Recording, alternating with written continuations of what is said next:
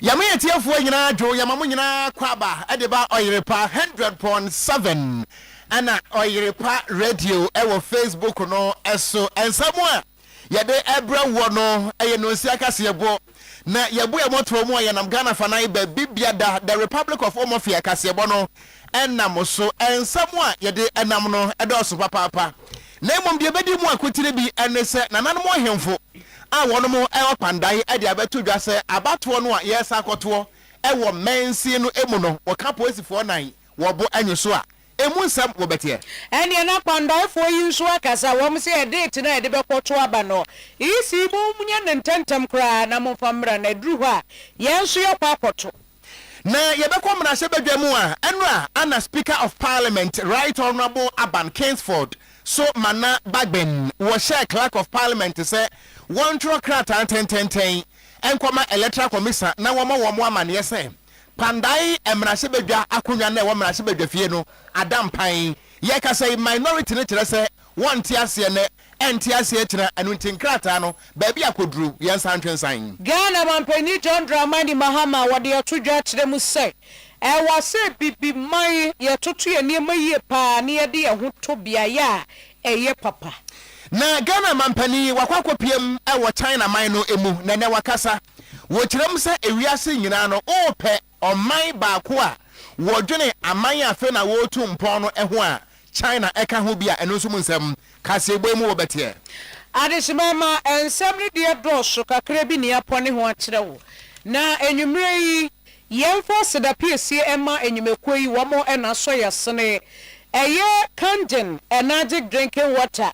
me ba choko pebi na no water na ebepo papa esanse eyensu a eniema bebrenu a ene wo mu ebi ye magnesium potassium calcium iron and all the sham ide inside enunti bomodia na kwaje wode na ebepo papa na kanjini wo pebi atwa root o kanjini kwana kwaye we ni ye wate ni ebrepa root kwana kwaye LPM ni ye ni ebre e wa hase papa wo pebi etu akoton a wo beko breman UGC anase tafu new road abawa route junction ne so anase obefre 0241 449191 ana 0507379474 afei fitu mopate clinic ena efrefre we fire de ko e stroke anase infertility fibroid diabetes pressure ana sexual weakness stomach ulcer asthma na hawa e fit enti bomode ko ahene makokobe 18 mum 0246 728675 0556272671 iwia ne yakobo se by electricals ne yakwaje enkanea e de yakwa akosiesie ye fie kama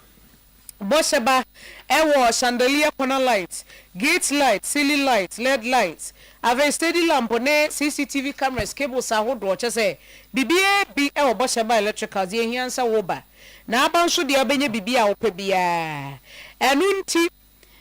bomodi abra edum PZ ya ne kedetia market Dubai ne di hwe ni mu antiata akofo building mu nso ewo hono a PZ hono a na abo prisons run about Oyerepa FM fie ha ahanso oba bosheba ewo ha enti 03220 30838 and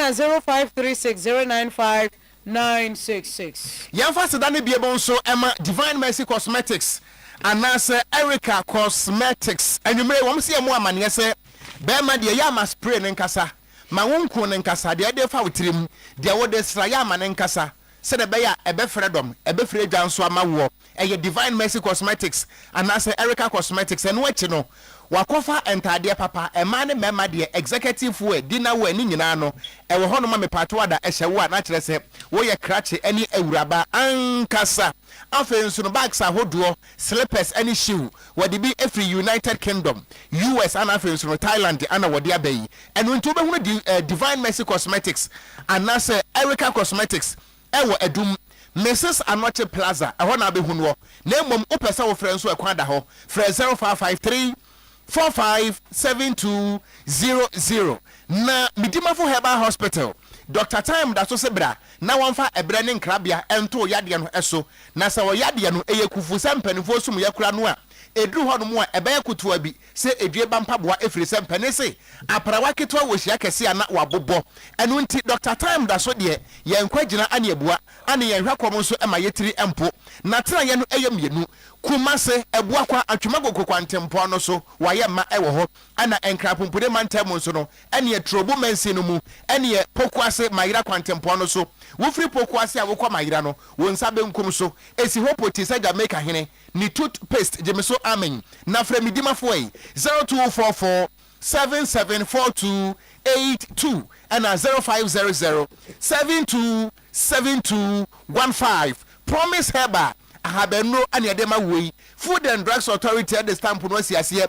wajitum se wiase no ye pakosio tuntum anako batatuo eno ntini pobrim fa ne ho ensuma eno ntini wo penupa no a gaftram at the stamp asiase no a eya promise heba ehonko a ana abenya ne dewa me pato adankwada de ompanifo de ewom ema ne mema nso de etamu a akwese ba behini entosi abomu hwehwe no ewo Oyerepa FM ene Promise FM ya bro sa tintin ase ha ya ewo edum prisons run about honomo a 05 3554461 ebusuanka se ebo no de eba na ye bomu every kumasie yi ye nam tashi ni wa ma mi twakola shibi ene mamprobi na nkranfo na debra dwedwa damu a wotiam twa omanyaba no omaje so epiao akinkanfo mienu edi amaje so eye gan stakat ya mete enkura woko jiabo okran mene nana efia broni pop pepi pesa white afei yense kasebo no ase na adesia womo ewo pandai en womo akasa yi womo sem nyina yetia womo kire sai electoral commission onye ntemo na wonhye date ya yede beto pandai abano na ye nyina be kai na no 2024 ye poto aba ema amrahye bedwafo mo mbere ewene mampanyi so obedi nkunim so di nkunim na bebi bi wo ho no mu a ensem ma ho kakra ebi eye pandai abato mpesua no so beto odwose ukọ pandai ho no a polling stations no ma akoma aduanan ba ko 41 polling stations ya dia irregularities na se niema bi ekoso a anheda entwe yesa eno enam so matere se wo mo dia se mi di akwane aba na sa abere ni hunso kura no ne ramati unyindam ya wo no ye MPP ni no wo no mo declare so ye mrahye bedwani onti efri sa abere ni de banyina wo ko mrahye bedwafie koye na dwuma sane osipe no ne ade na eno na asem no so wo court a wo mo di akwane aba na anu yi eno court tena se hwe ni nyina mu wie ye no ya kire se Justice Emmanuel Briu Plang wadi tuja etire mu se saa de ekoso ewo pandai no wo hu sa ba no ankoyie enti yaye no null and void na chese ne woye mrahye bedwani wo ho no sisi a wonye mrahye bedwani kire se aba ne ye kwakoto ne foforo ye wode ho asem ba ne ne ba sa MPP fo dwan live papa kire se wo mo nti ase ye ramatu nyindam ye wo no ye mrahye bedwani wo ho no wo no kwa wode asem no kwa appeal se wo mo nsa ntra asem no so because ye police stations eduanan ba ko ena nsem ba ho nti se be bibi kura na ho ne ye wose ekoto aba no na enye se ye mbu ni nyina ne nsa nto ni nyina foforo eno sa no wo mo nti ase enso ni nyina mu no abeto dwose electoral commission ena kire se court edi ne nkrata akose sisi ade pandai ho no obi anye mrahye bedwani wo ho ho no adampan enti electoral commission nhwe na won fa date a wo mo ebehwe na chese wo mo gina so ede ato aba no emra na enu na omanfo ya wo mo nso wo pandai enso aba be kasa no wo mo se ene wo kro mo twen sanse ye ntumi ma empesua ne so na mpan sa ye pemrahye bedwani ye obema kro ni so aye kama enti ene ya court wa hye ne se ide deze wo isi nso ye ntentem we na wo fa date ne mra na wo mo nso enkoto aba no vacancy to isi mu declare wa parliament no say sia no abeto bia sembra na edi aduma ndi sembra na kasa wa court dia de enso emenso mesre isi ewo te set mamuni ana say bandai ni say onhwe na fa ne man tutu ye send isi kai say within 30 days no on make sure say within 30 days no obesisi ne ne mana about on ide akoso ye send e be ya basabasa ye bia ran ye de embeba after 30 days na chi na say embeba kuro no law there law and omudi date cheteti a can date no by there is no way you can say into adan because law is law Ghana law and I nyina beto it mean ka say ye into adan enti ye can date no almost che date na ye beto adan enti na me yan say asumje na me ye nya opanda ha ye ti say amount for ka say o dokobeba it's just a lie ye beto adan na hwiansi akoko mu dia kora entofo ndamasi meda we bia say ndra wetini we say amu declare bandai sit no as vacancy so yeah it's not easy me say on 5 days in there and able to about it because panda is in darkness and like other communities other this is not to do more about abusiafo eni ekoti ye womo ewo pandai abato empesua so miento akasebo no esoe na empanise empoano brebre tim woteto anwemu a wode asoroche ana ehohoro no ho na yete mpoano de empanise anwemu a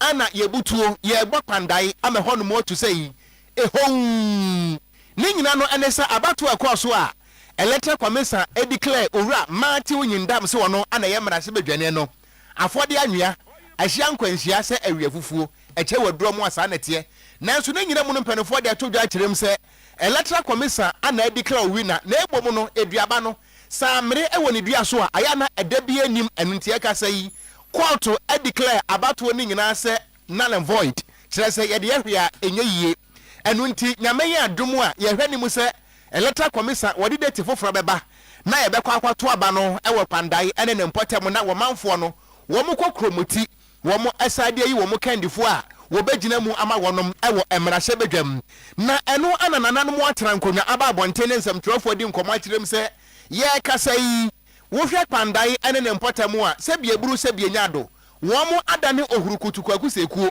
wo mu sempaboa mienu nanso da no wo mu sikon ene se ansomdwe wo hode nanso wo mu susu se anhwa na election rerun no a ye ba be ye beto ba no foforo no na etimedement be ho ase aba na anhwa na ansomdwe a wono mo ewo mu na wo mu timu na wo mu kitemu ewo pandai ene ne mpotam no anhwa na akwakote anwea ensam trofo nhia mu ase no wono mo ekire mu se wo mo de se bio wo mo nso nsene Ghana mra ewo mu sa Ghana mra ana akasa na nso ne nyina mu no nkasa bi nkampanimfo ngosumye so yi na nka wona nwene hu mienu nkasa eye wo manfo no ana 2024 wakasa ye wodi won kokromoti ekire wo mo adwen enu nti enipa bia no a wo si wo mo anamu wo mrahye bedwamo no sebio dede ba kokoba wo mo nyina ekrobofo ma nanso no sakoba se mpanifo ekirem se anko yie enu nti ento no foforo a won besere san kampanifo ntwensan nanka asumdwe no mu kitamu wo pandai ho no wo mo nkoso wa enkitamu na wakasa mu na wo ekirem se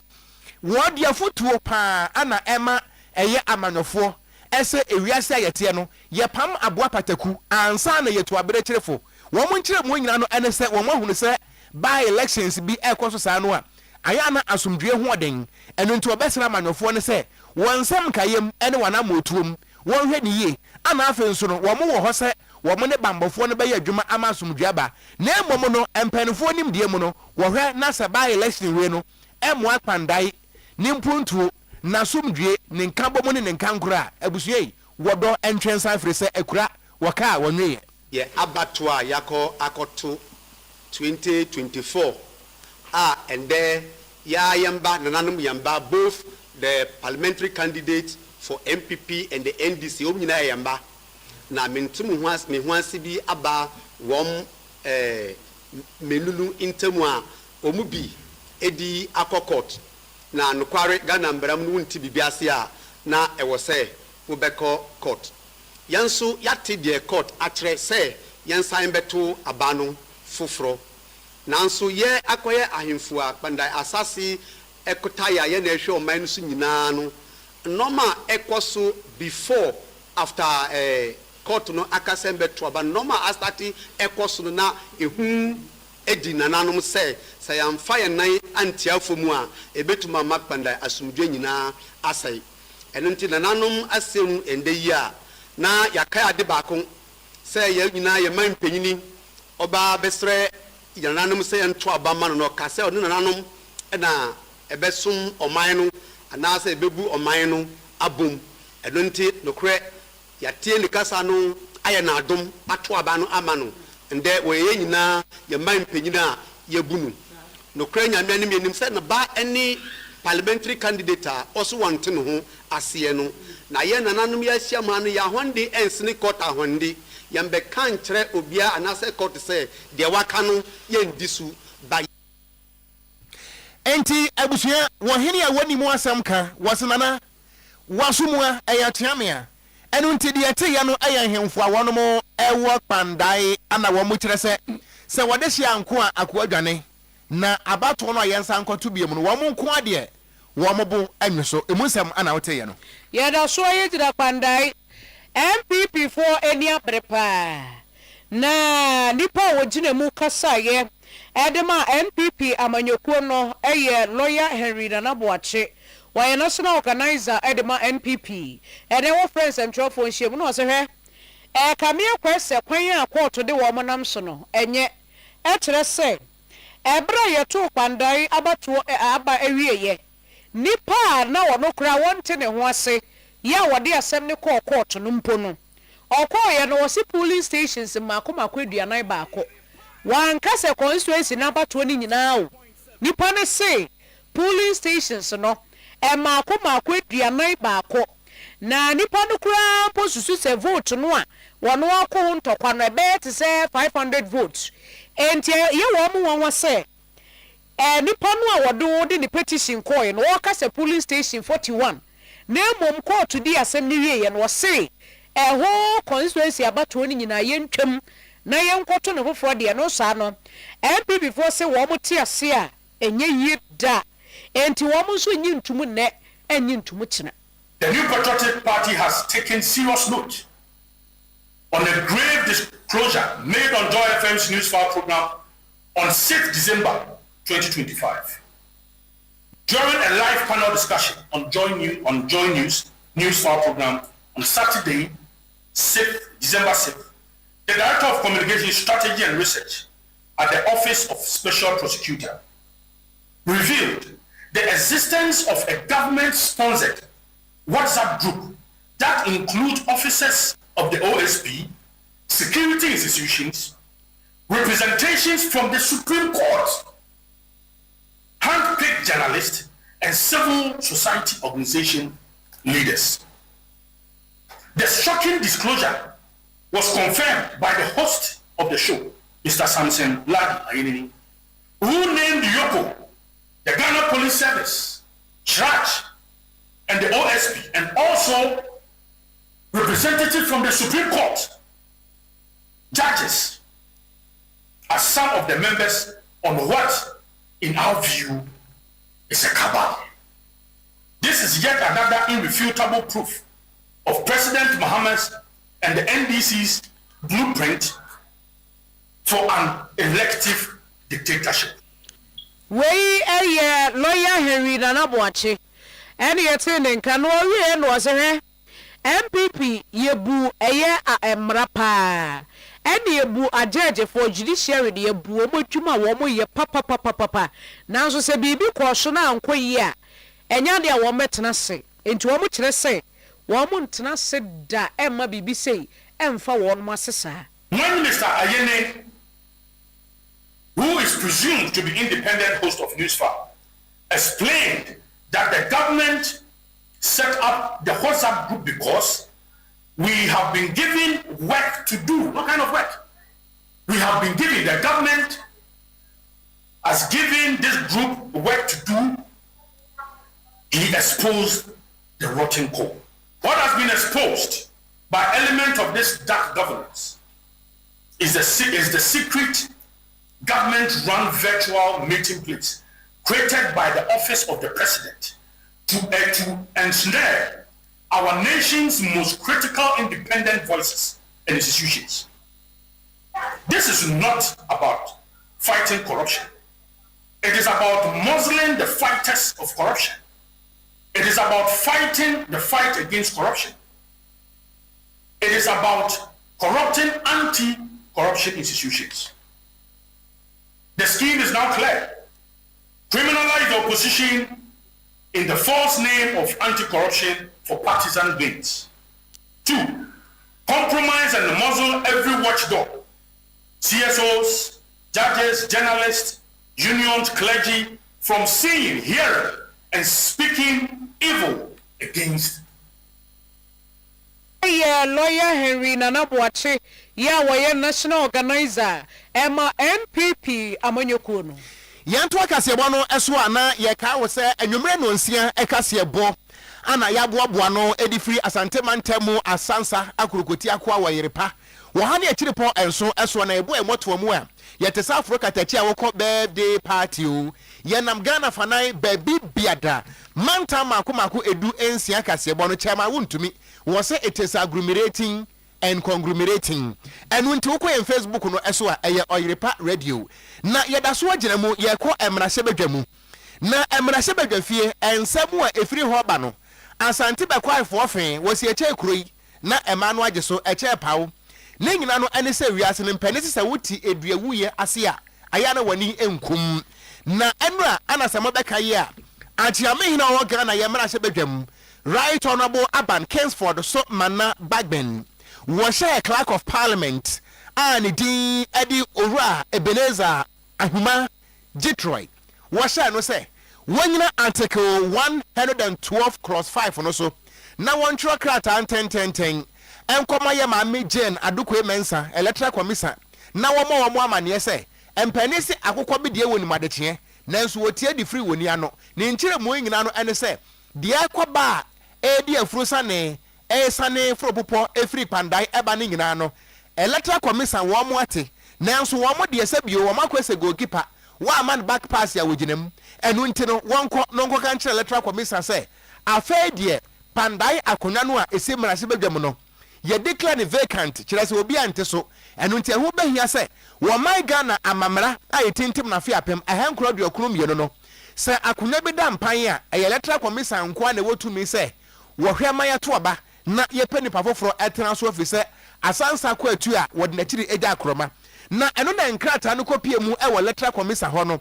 wo mo nso eya hoboa se wo beko na eja abato na timi ekoso e wo pandai na ene na nya asam getoa empanesi akoko de hwe bekumako ana afa nso no awia fufuo eche wadro mu a ehia nkwanhia emrahye badwani a wote akonya so e de mansa wo mu ado agiri e wo emrahye badwam wono a no ye minority chief whip ne din ade Frank anodompre wagina edom kuma no anam akire mu se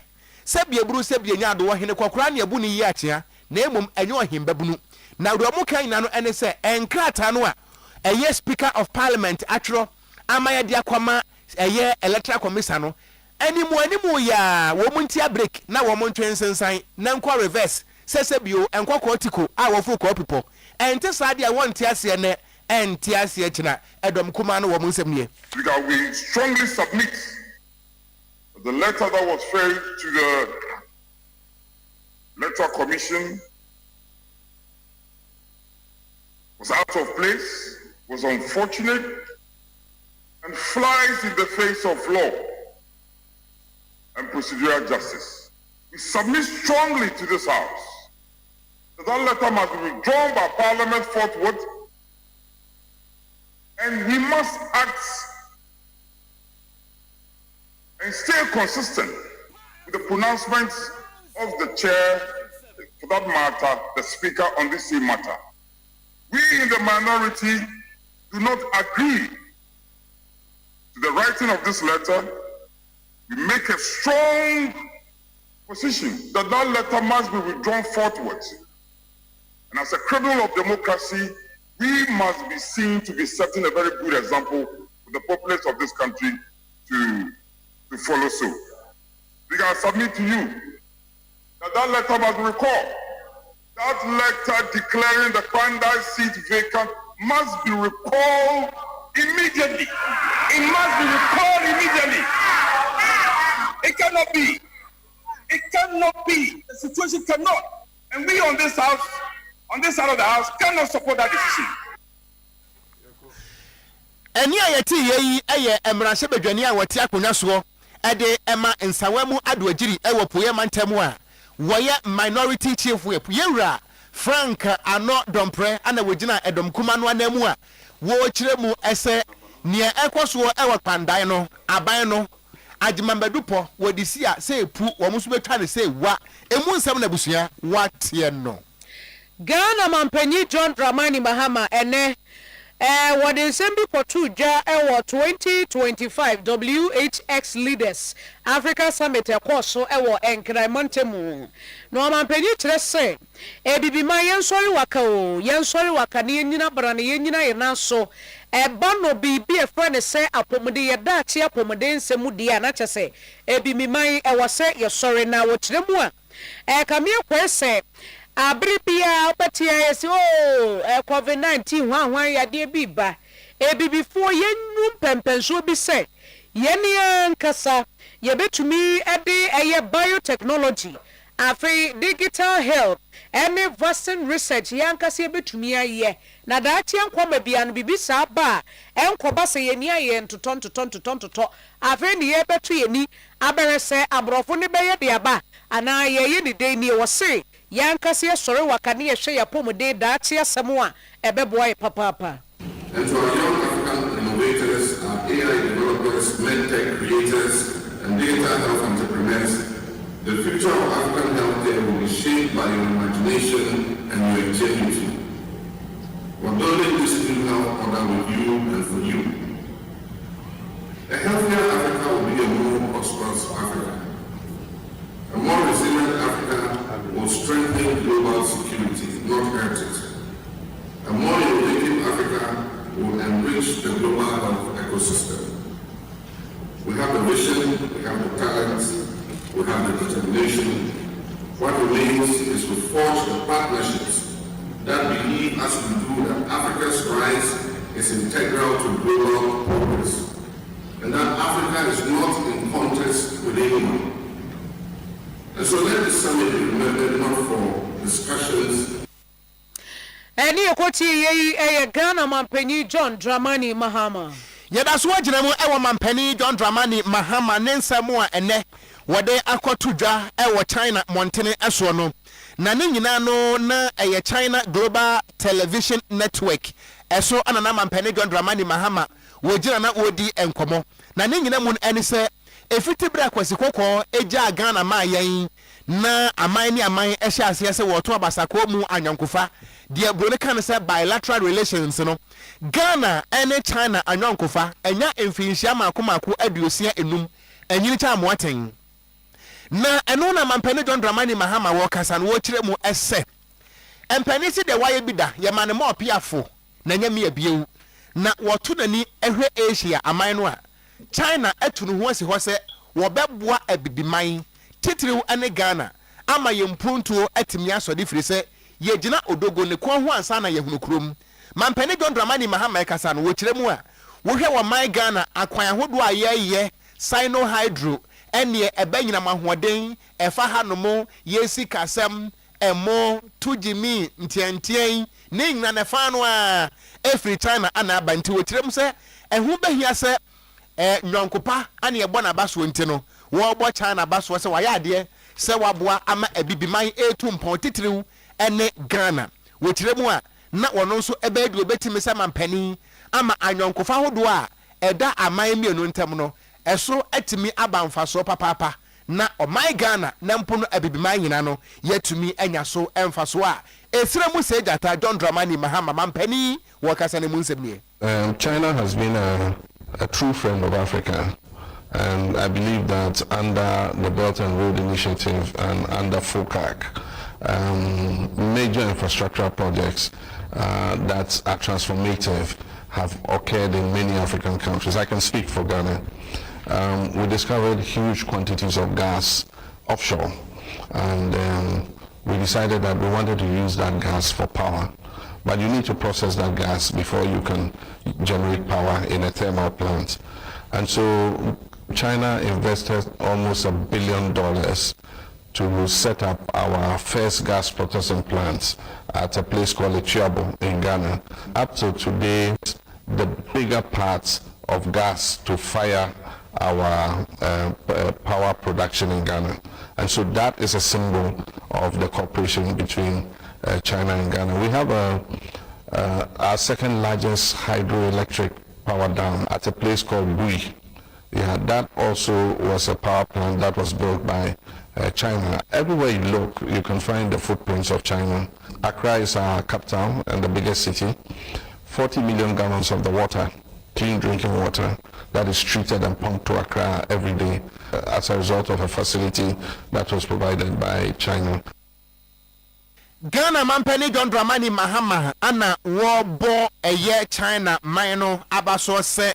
Eja Wamadani Hurie Wunu Akikau Wamo Boya when you know what they quansuo Nania Aqua Hoodwo interchanges a Hoodwo Wamo Boya intino a woman de Galam Seba Consua womb Ningina so ye Penny John Dramani Mahama yeah. I don't say we are today. Yeah, to us way.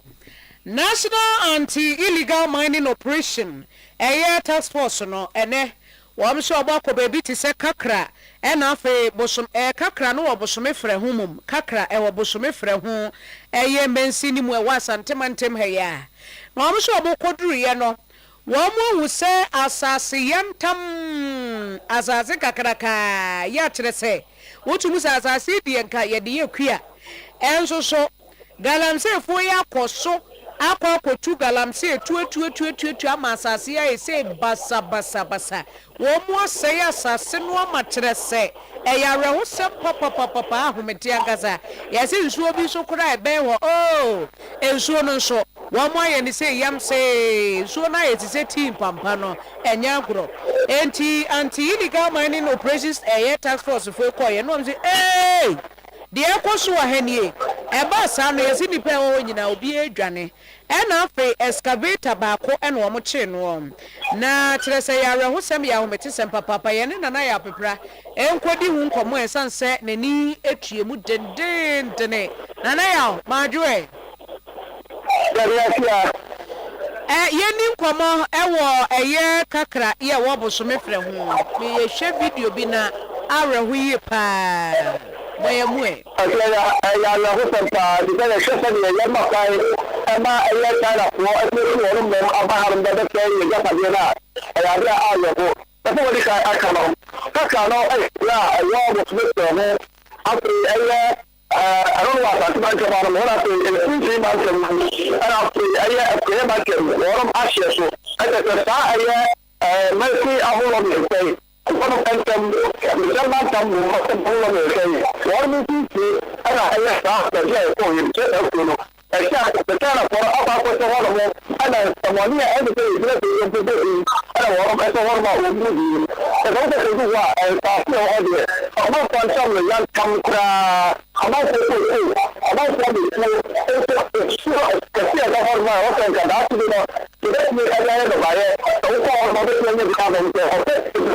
that's it. So we have never collected the animal. If you're not talking about the saving the I thought the hour I now, and then and the water. So even out of myself, that kind of way. And I feel that of all my ever and I'm just or you are not let the women actually a Galia. And the one what I am by the what about my I want to work there. I want to that's all. Why can I get that come up with that? We got one of them. And I like the echo to you. So I look about what I don't know. Make that to make you my child about someone with a guy. Not to talk about that. I see, and I don't know. Let us never go down to the if you got a call and for them, what I use, that's what we know. I never that's what I and now you say that that's the animal. Every time I form a baby, I don't know what I want to do.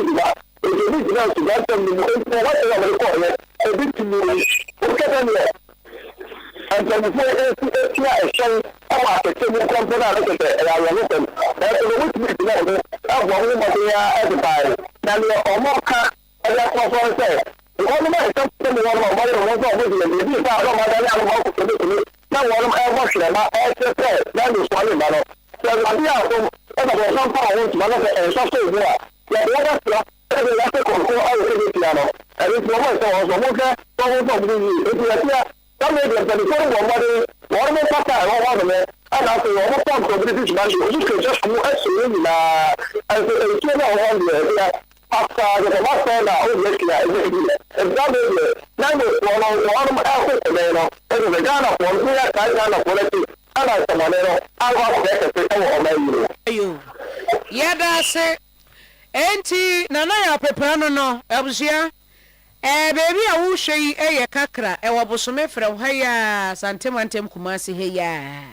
wo na galamsefo ya kwhye hokulem no mo adidi asase no asase no asai mu nsuo nyina yanko yenimu de nyame ase na afeni ehunu sɛ nan muso no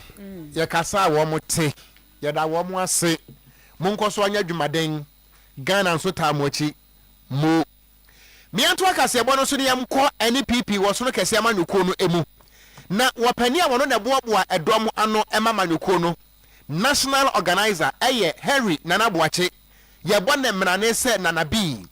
ene wodi nsɛm bi atodwa na edika ana editie wotiram sɛ nansan December bosumi da na toso ensia na kyerɛ sɛ ene ne nansa ana dwumadie bi koso ewo Joy FM a wato di sɛ news file what TV ho a wo hwebie ana wote sɛ pani a wono no yɛ director of communications strategy research Emma OSP office of the special prosecutor natira ye ho waba betina eye program no eso ewo Joy TV ene Joy FM na wopani ne nsɛm kan mu no ɛho na wo bayi atum sɛ abai wei ehye sumu ase ana wa create WhatsApp group na WhatsApp group no ne botaye ene sɛ owura kisi agaben ye be wona sesa fase tonton ne atunu sei ehom efri na konya so na wopani ka sɛ mu no kire mu a sɛ WhatsApp group no empanifo atele ne de wo moteye ebi eye adwumayefo a wonom ewo office of the special prosecutor ebi nso eye security officers aposifo wom asojafo wom bambofo de wo nyina bi wom ana afa nso no Supreme Court ajagefo ni bi krampo esa wom ana afa nso no ensemtrofo wom bi ana civil society organizations tirasa botae ni nyina no ene se monka ma kirim se aziefo a ekwa nyumsua ewo pampa so na muntu office of the special prosecutor eye kisia daben muntu no ntontwene mompam no ntina kire se wo mo sabotage na dwuma na asam beto dwa no ana Nana bi etirem se hwe wantena se ne entena se kira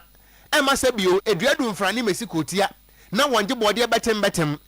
ema bode no enye kokko ma boa petekura wonte mfa nkoye bode kokko to ewa bra petekura yi wodi ye light soup enye ye wodi ye jollof enye ye apetekura jollof mi hu bi da eno nti wo monte ase ne ente ase kina na animu ya no wo mo condemn se de ekoso no WhatsApp platform no abai wei wonwu no na wo mo ehye kire pese wo fa kwati kwan ni sumase epam kesi ajaben no woto ente anwea na na bi ni nsem. The New Patriotic Party has taken serious note on a grave disclosure made on Joy FM's News File program on 6th December 2025. During a live panel discussion on Joy News File program on Saturday, December 6th, the Director of Communication Strategy and Research at the Office of Special Prosecutor revealed the existence of a government-sponsored WhatsApp group that includes officers of the OSP. Let me be absolutely clear from the onset before I proceed that for the New Patriotic Party, we do not have any issues with the judiciary. We respect the judiciary, but respect does not mean cowardly silence when injustice screams from the rooftop. Respect does not demand we meekly accept a verdict that suffocates the law, contemptuously ignore the Constitution, and obscenely reward violence with victory. From today, we say enough. From today, we sound the alarm to wake every Ghanaian who cherishes democracy. From today, we declare our fearless resistance to this dangerous. Enti Ora Henry Nana Boache Nanabi, were national organizer Emma NPP Amanyuko no, ana ene ensem ishia muasie asem no, eshabu anwa kama nepi into okan ma ni pie Emma yensu eti bie. Na eno achi na wo kire mu se die nti a wo mo acreate sa WhatsApp platform no. Enye kisi agabe nko na wo mo pam no wo mo pese opposition members no, ye shada pe bone de chekire wo mo ho. Bruni beka ne say give the dog a bad name and hang it. Nti wo mo hyase na wo de bone afrafra wo mo asebio aba wo mo bra na awiye no Ghana mra apo wo mo sankate wo se abasa nso a eye abonefo sem. Let me be absolutely clear from the onset before I proceed that for the New Patriotic Party, we do not have any issues with the judiciary. We respect the judiciary. But respect does not mean cowardly silence when injustice screams from the rooftop. Respect does not demand we meekly accept a verdict that suffocates the law, contemptuously ignore the Constitution, and obscenely reward violence with victory. Ebusia wapani nidi ede Henry Nana Boache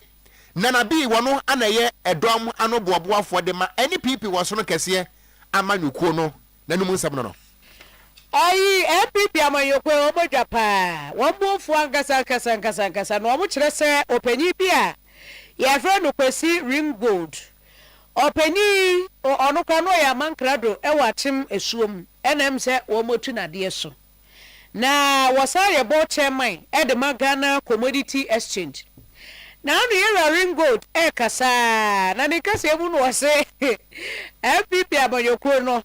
enipa maako numu a wo mo kwakopre eye flag bearer no wo mo nyina wo ye sankwas cheze obi ka cheze wo ye sankwas anete wo no uni tre uni kon uni na uni hwe ento wase flag bearers no a enipa num ekopre no yera Kennedy Japan yera Brian Champon yera Edutwum yera Baomia ena last one kai yera Kennedy ohun aha se nipa 5 yo mpanyifo kuku dam family 5 kwabene Japan ka ho aha wase mpanyifo nyina wo mo ye sankwas no waka sa na sa MPP fo no mate no mo se hey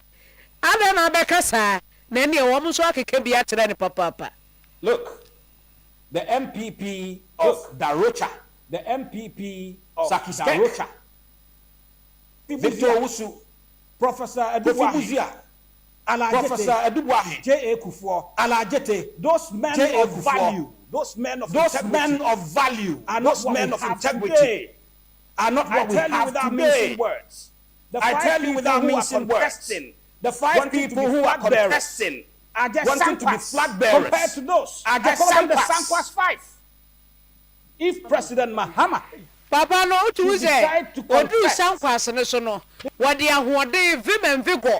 and the kind wo bobo di kanem penifo no mo MPP mu a chese abrefa buzia mo wo mo bo adwuma ma MPP ni ade na MPP de wo sesa atonsom na nipa num yi kura so wo mo begine kura mo nyina mo ye Sankwas nyam na meka o wo panyinu a ne kan ya wo te se wo ka na MPP for no kede abato mpezua so secretary Edma MPP amanyoko no any one ya ka no am say hey man you want some kan dey reckless unwarranted just misguided as omo so bro for dey abano na me nkwa oma no so na me ni Kofi Abrefa Buzia ye wodo ye kede secretary MPP amanyoko no kwedi nkomo bra Kofi madwe ejo sumini aba mejiri se bibia boko nankopon ene ahode ne mi mo de amantie ho ye pa ene opedi ring gold wase enipa num no me Sankwaso media ba menchia otifo ene wahefo isanse mo fidie no de ekwachiri papa ene obi biara oti titiri ne the 5 presidential aspirants omo ebo ntoa ase amumu baako ebitumi abaabɛyɛ frankatuni ama NPP ama nyukuro no that's it sɛ ɛbɛyɛ na ɔkyiwa na ehu sɛ you be a call viral ɛde nam from na yɛn nkɔnkɔte a na abranteɛ bi a yɛfrɛ no Kwasi Ringold a ofi ɛyɛ Akyemesum ɛna sɛ ɔno deɛ ɔde ahensɛm bi atetere na wɔn afɛ kuntunkuni te sɛ nea ɔyɛ ɔhene biara nanso yɛankasa yɛbuebue mu ahu sɛ ɔteman tradition no mu no ɔnka ho bi ɛna ɔto ayampia ɛde yɛn mpanyinfo yi a wɔabɔ bra ɛsɛn no ɛsiane sɛ ne nuaba ɔno deɛ ne ne nyinaa na ti mpɛ so aso ha sei yɛnim no ɛsi tete ɛbɛsi ɛnɛ ɔnsesaeɛ ɔde ahensɛm no akatakata n'ani ɛna ɔde ɛyɛ anyinambransɛm ɛtwa ano ɛne adapa a ɛte sei yɛwu yɛ apɛ ne ɔte daa bi wei ɛnyɛ n'edi kan a ɔpanyin ɔreyɛ saa n'edi kan ɛyɛ 20th of November last year Emra President John Dramani Mahama ɛbaa a onya akwanya sɛ ɔrekasa ɛwɔ ɛyɛ Kadire Zongo no ɔto ayampia saa ɛde tia ewura ɛyɛ Dr. Mahmoud Bawumia ɛne yɛ mmerɛ sɛ bedwani ewura Alexander Kojo Agare a otumi eyusu West bi sɛ useless koraa ɛwɔ mu na yɛnkɔte a ɛnɛ deɛ wɔte mpanyinfoɔ ma bɔ brasɛn wo a wo ankasa wabraba a wabɔ ɛwɔ wuri ase wontumi fa ho ntoto yɛwura Mahmoud Bawumia wontumi fa ho toto yɛwura Kennedy Japan wontumi fa ho ntoto yɛwura ɛyɛ Abitum yɛwura Abitum wabɔ bra yɛ pa watena ma no ne ama ɔno ankasa mpo sukuu a wɔti wɔ ama no ne education reform a ɔde baa Ghana man no mpo no wontumi fa ho ntoto no wankasa mpo no yɛde wo call school Lagos Japan a mokɔyɛ internship wɔ ama no ne no wogya na ɛwɔ ama bio eti kura mi hu process o kita certificate bi mpa ɔde ɛhoahoa ne ho wei akyi no Newra ɛyɛ Kwabena J. Japan no ayɛ press secretary ama John Adekum Kufuor ɔwanpanyin dada a wɔtwa mu a yɛn nyinaa yɛbɔ ne din a ne yɛabɔ mu ase ɛsiane sɛ wabɛsom ɔman Ghana wontumi fa ho ntoto no saa nso na yɛwura brand ɛkyampɔn nso wontumi fa ho ntoto no omenamfoɔ no nso aba bɛyɛ minister na wɔdi MP na okita ɛsanedwuma ane anuonyam ane nimdeɛ kɛse a mekasa mpo the whole Ghana the payroll ahodoɔ no nyinaa ɛne idea ɛna ɛnɛ yɛtumi obi awia no ho sɛ ɔbɔ awura payroll system no ma na yɛayɛ dɛn yɛakye no ɛno nti wankasa yi na ne tie wɔ mu nyinaa sɛ ɛbra kɔfie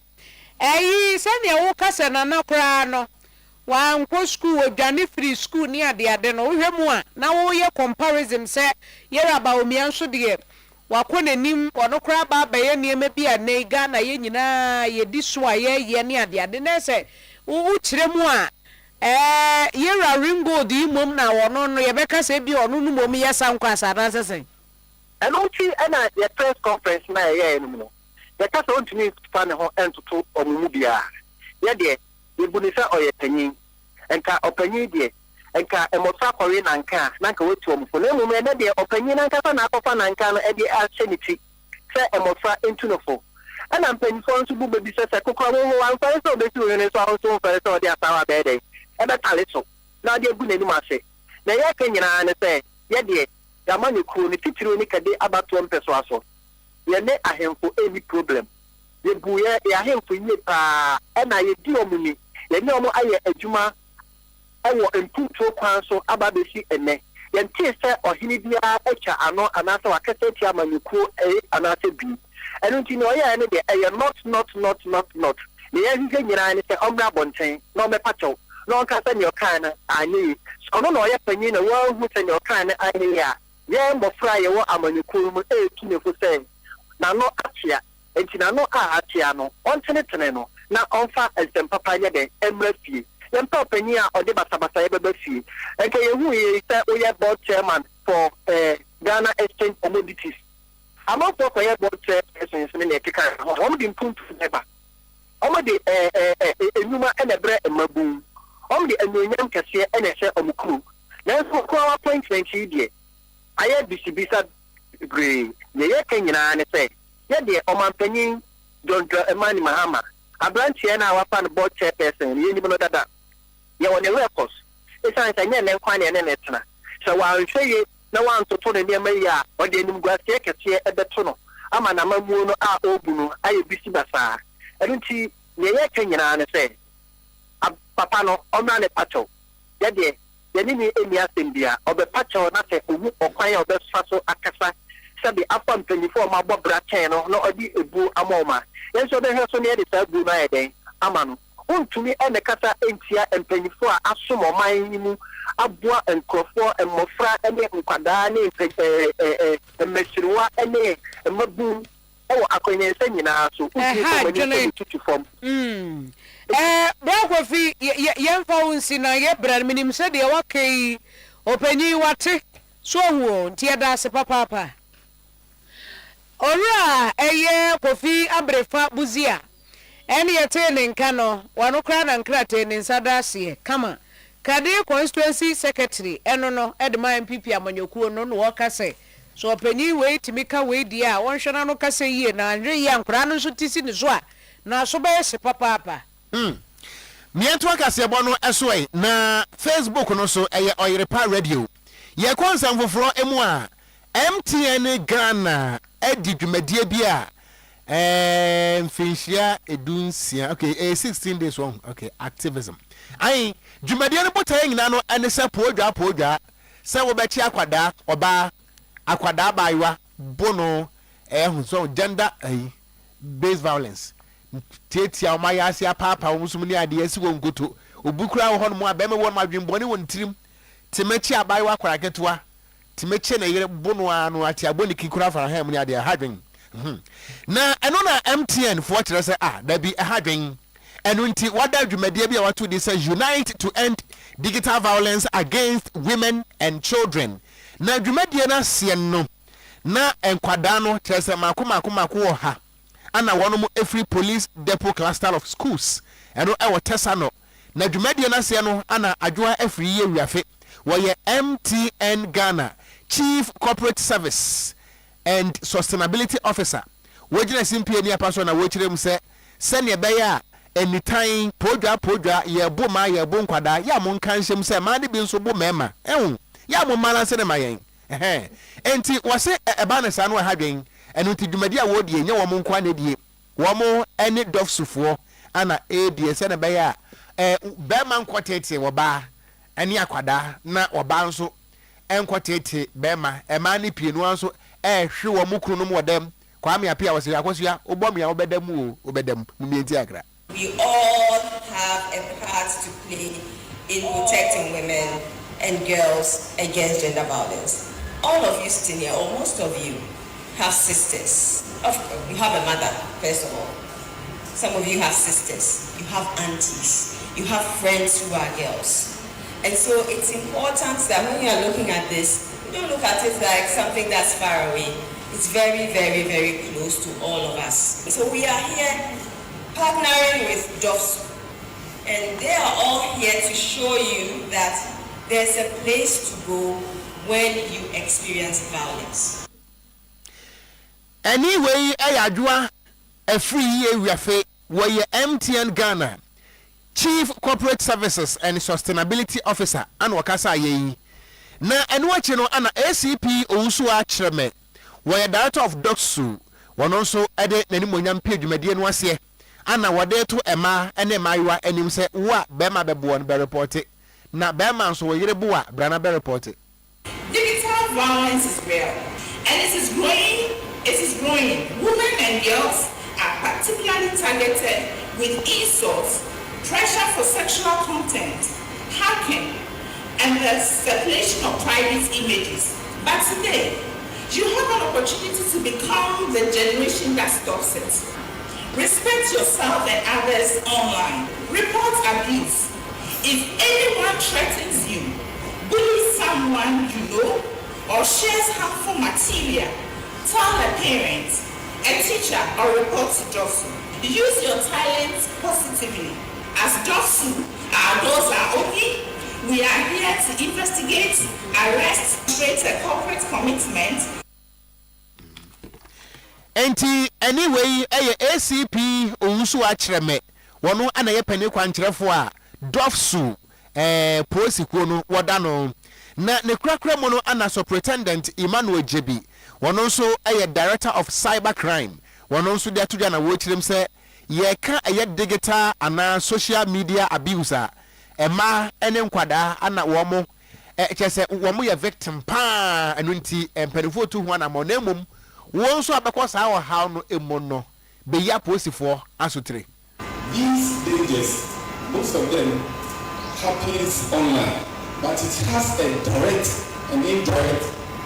effect on everybody. And the people who are most vulnerable are our women, our sisters, our girls, and the aged. But this particular gathering, the focus is on our women and girls. And the percentage of our girls is at that high that when we impart you to know the basic knowledge and skills to guide yourself, then the protection will be good on when we move out. Enti Superintendent Emmanuel Jebi wano ano Director of Cybercrime Emma Ghana Police Service nene ana yeti na busuafo. MPP Kennedy Akompre kwa Japan ya nani abre a wo pese wo tu franka no ene wo kopie mo ewe kumfi abato mpesua som ni nyina ye campaign to no a na tese nani abre a wo so a wo ye no sebe ya wo mbeto aba no amano na wo tu franka na ewo dwumedie na se ene ye reyi kire se nyame ye na dom na wabeye flag bearer na wabeye mampanyi 2028 a ade ba ko obeye ne se samanfo ba no omo bepe employment anasa wo mo bepe adwuma wono wo bedi kan hwe wa MPP ni no de adwuma na ma ai MPP fo kwa no bedi kan ama wo mo adwuma ye avedi etosumie no wo bedura se wo kra certificate o se wo kra certificate o adwuma wo be ye no wo de be ma sanse wo kire se certificate na ya na enkrofo pe no eno enkawe obi wo ha nim die no wugya ne se wonye adwuma no a wo be ye eni paper ne so entu be ye paper ena certificate ena ye pe obi a waye 7 years experience emwa entu ono oba MPP before be di ka fa wo madwuma na fe certificate sam no so wo de ato nchen